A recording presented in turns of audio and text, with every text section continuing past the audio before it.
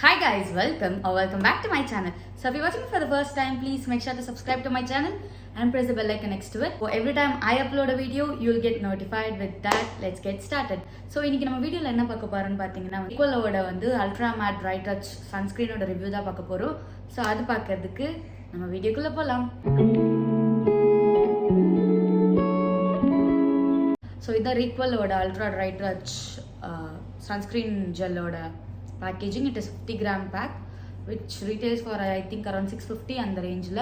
இது பார்த்தீங்கன்னா ரீகோலோட ultra matte dry touch sunscreen gel, water and sweat resistant, perfect under makeup, non comedogenic and suits all skin type. It SPF 50 PA+++.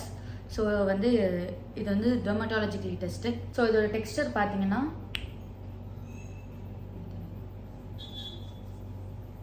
ஒரு mat sunscreen இப்படிதான் இருக்கும். But என்னன்னா கொஞ்சம் இந்த ஸ்டிக்கி ஃபீல் இருக்கு. அண்ட் இந்த சன்ஸ்கிரீன் வந்து ஆக்சுவலாக நான் இதுக்கு முன்னாடி யூஸ் பண்ணியிருக்கேன் வின்டர் டைமில். பட் இந்த மாதிரி ஸ்டிக்கி ஃபீல் இருந்ததில்ல. அண்ட் வின்டரில் வந்து லைக் நல்லா இருந்துச்சு ஸ்கின்னில். பட் பார்த்தீங்கன்னா இப்போ வந்து பார்த்தீங்கன்னா ஒரு ஸ்டிக்கி ஃபீல் இருக்குது, ஒரு ஆயிலினஸ் ஃபீல் ஆகுது. ஸ்கின்னில் அப்ளை பண்ணதுக்கப்புறம் இந்த பக்கம் அப்ளை பண்ணி காட்டுறேன்.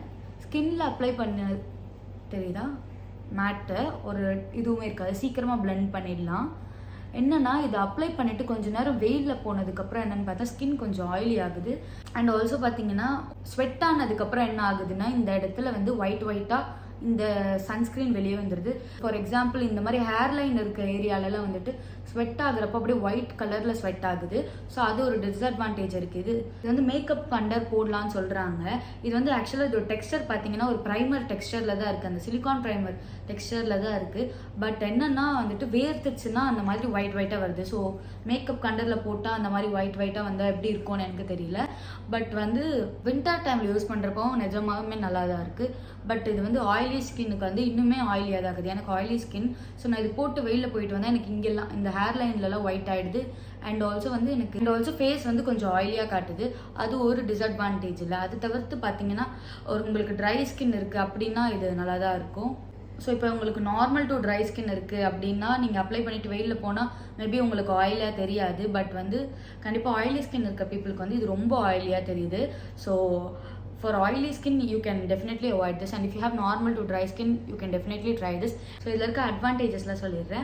இது வந்து dermatologically tested first, and it is non comedogenic acne prone skin இருக்கிறவங்க வந்து கண்டிப்பாக நான் comedogenic ப்ராடக்ட் தான் யூஸ் பண்ணணும். So it is non comedogenic and also it doesn't leave white cast, easily blendable.